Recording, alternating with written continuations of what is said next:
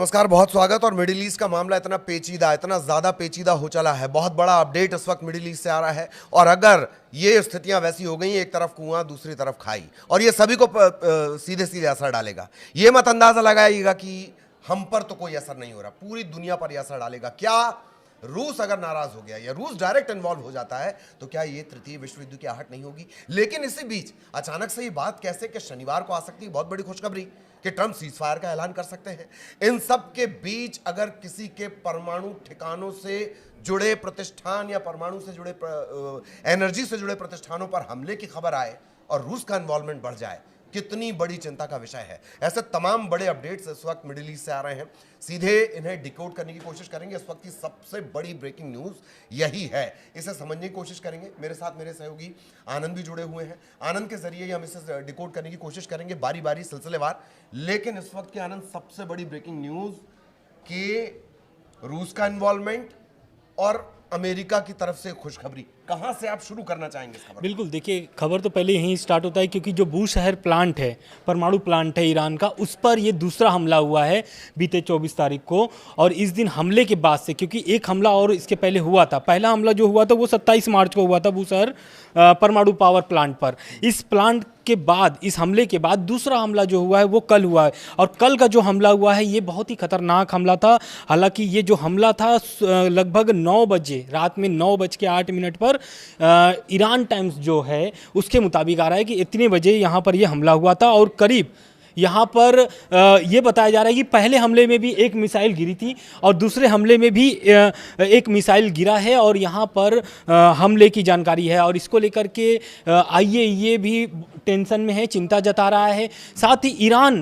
Iran खुद, जो Iran की सरकार है, वो भी इस पर बयान लगातार जारी कर रही है। क्योंकि इसको लेकर के जब युद्ध शुरू हो रहा था, आज 27वां दिन है, 27वें दिन ये खबर निकल के आ रही, क्योंकि पहले और दूसरे दिन ही आईएईए ने इस पर जिक्र किया था कि इस बार भी हो सकता है कि ईरान के जो परमाणु प्लांट है उसको निशाना बनाया जा सकता है। अगर उसको निशाना बनाया जाएगा तो जो रिएक्टर है, जो उसके निकलने वाले रिएक्टर है, उससे लोगों को परेशानी होगी, लोगों को दिक्कत होगी। और ऐसा नहीं कि सिर्फ ईरान में फैलेगा, बाकी शहरों, बाकी देशों में भी ये फैलेगा। लगभग 13 देश से 15 देश जो है कि इसके चपेट में आ सकते हैं। और यही कारण है कि कुवैत ने एक अलर्ट भी जारी किया, मैं आगे आपको बताऊंगा। लेकिन इस हमले के बारे में बता दूं कि इस हमले को लेकर के जो AEOI है ने, उसने बोला है कि ईरान की जो एटॉमिक एनर्जी ऑर्गेनाइजेशन है उसने बताया है कि इजराइल और अमेरिका का ये संयुक्त हमला है और इस हमले का पूरी तरीके से जवाब दी जाएगी। बिल्कुल, मैं दूसरे पॉइंट्स पे अब आना चाहूंगा कि बुशहर प्लांट पर आखिर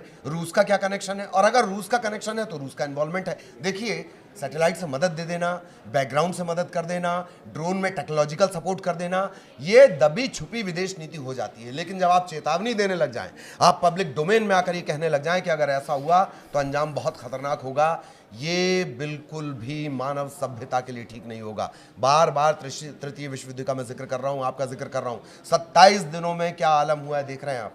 गैस को लेकर लाइन में लगना पड़ रहा है। लेकिन अगर ये बात बिगड़ गई, इधर कुआं उधर खाई, अगर बैलेंस होकर ये मामला नहीं चला तो बहुत बुरी स्थितियां हो जाएंगी, क्योंकि रूस का इन्वॉल्वमेंट बहुत बुरा रायता फैला देगा।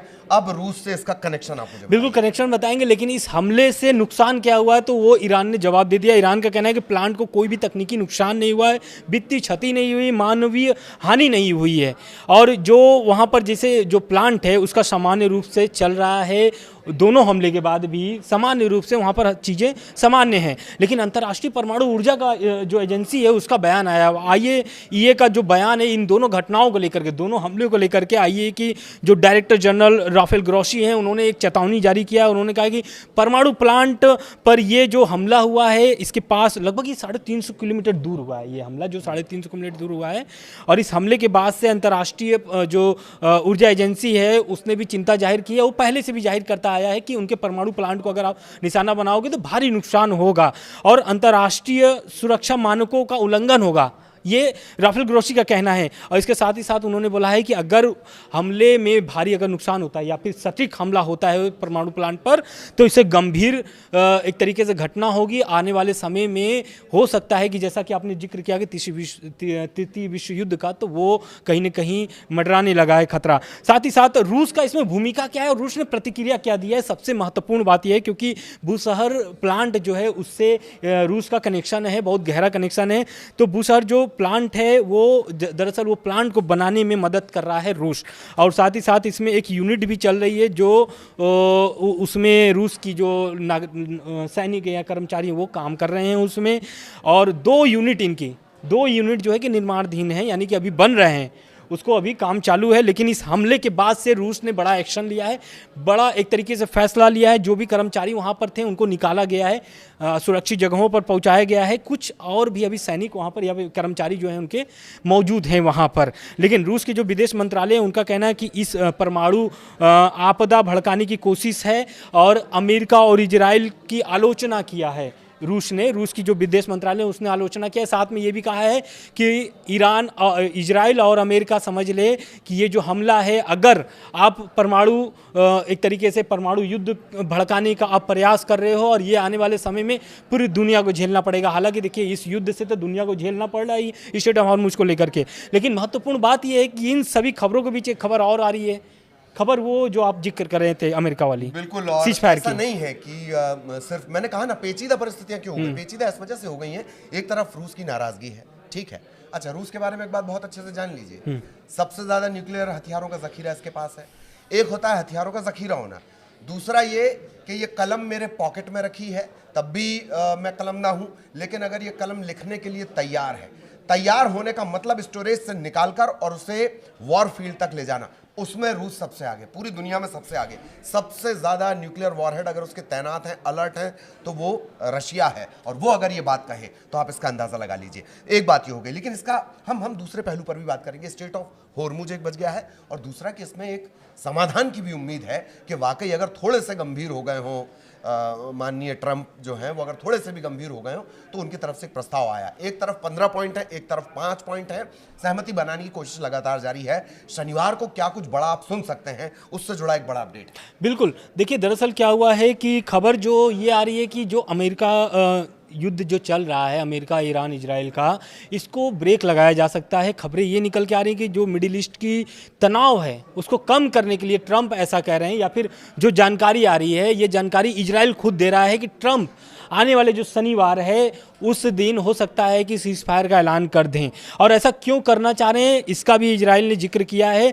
जो इजरायली मीडिया है उसके अनुसार तेल अवीव को चिंता है कि अमेरिका अचानक एक तरफा तरीके से लड़ाई रोककर बातचीत का समाधान निकाल सकता है, यानी बातचीत का रास्ता खोल सकता है, और हो सकता है कि शनिवार को यह ऐलान हो जाए। लेकिन इसके साथ एक खबर सामने और निकल के आ रही है कि जो पाकिस्तान के रास्ते या पाकिस्तान के माध्यम से ट्रंप जो 15 पॉइंट के जो सीज फायर का प्लान था वो पहुंचाए थे ईरान के पास, जिसे ईरान ने ठुकरा दिया है। और ठुकराने के साथ साथ ये भी बोला है कि जो हमले हैं या फिर जो उनके ऑफर हैं, जो ट्रंप ने ऑफर दिया था कि तेल, गैस और स्ट्रेट ऑफ हॉर्मुज से बड़ा ऑफर मैंने ईरान को दिया है, तो उस ऑफर को भी ईरान ने ठुकरा दिया है और उसको एक तरीके से बेनतीजा या फिर हम कह लें कि अनरिजनेबल बताया है। और उसके साथ ही ये भी बोला है कि ईरान हमला नहीं रुकेगा, ईरान जो है कि हमला जारी रखेगा।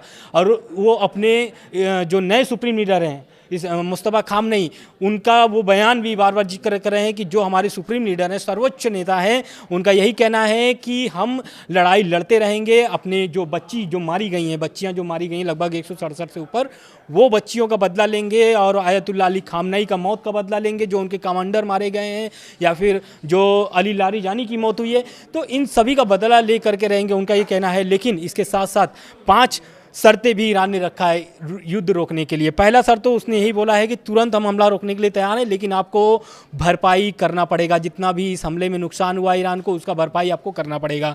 दूसरा, साथ में उन्होंने कहा है कि भविष्य में आपको गारंटी देनी होगी कि भविष्य में कभी भी इस तरीके का ईरान पर हमला नहीं होगा।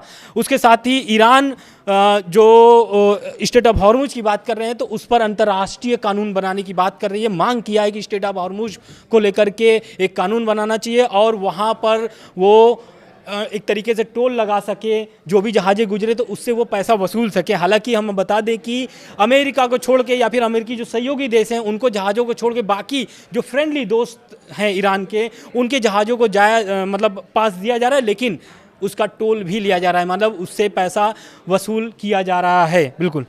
तो जिसका जिक्र आनंद कर रहे हैं, करीब करीब 5 से 7 ऐसे देश हैं जिनके जहाज़ों को, जिनके शिप को मूव करने में, जाने में कहीं कोई दिक्कत नहीं हो रही है। लेकिन जो प्रत्यक्ष या अप्रत्यक्ष अमेरिका इजराइल का सपोर्ट कर रहा है, अपनी ज़मीन देकर, संसाधन देकर, इनपुट मुहैया कराकर, उनके लिए ये पाबंदी जारी रहेगी। और यही वजह है कि होर्मुज को लेकर भी बार बार ट्रंप अगर होर्मुज का जिक्र करें, मतलब ये समझ लीजिए कि वहाँ पर कुछ इस तरह की स्थितियाँ। बिल्कुल, एक साथ एक खबर सामने और आ रही है। खबर ये है कि जो परमाणु प्लांट पर हमले की बात थी, बूशहर परमाणु प्लांट पर, तो वो हमले के बाद से कुवैत ने एक बड़ा एक्शन लिया है। कुवैत के जो अधिकारी हैं बुधवार को अपने नागरिकों को परमाणु जो उनके रेडिएशन है उससे संबंधित चेतावनी जारी की है। साथ में कुवैत ने सतर्कता बरतते हुए नागरिकों को घर में रहने के लिए बात कही है, खिड़कियाँ सील करने की बात कही है। कुवैत ने कहा है कि अगर रेडिएशन लीक होता है तो इससे भारी नुकसान हो सकता है कुवैत को। बिल्कुल। और कुवैत से जुड़े और भी अपडेट इस तरह के आ रहे हैं, रेडिएशन से जुड़े अपडेट आ रहे हैं। एक आतंकी को भी उन्होंने पकड़ा है। अब वो आतंकी अगर आप ईरान की नज़र से देखेंगे तो वो लड़ाका हो जाएगा, लेकिन कुवैत की नज़र से दरअसल वो आतंकी है।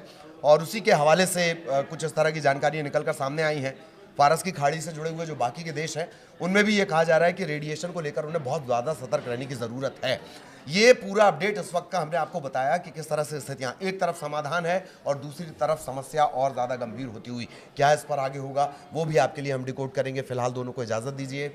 नमस्कार।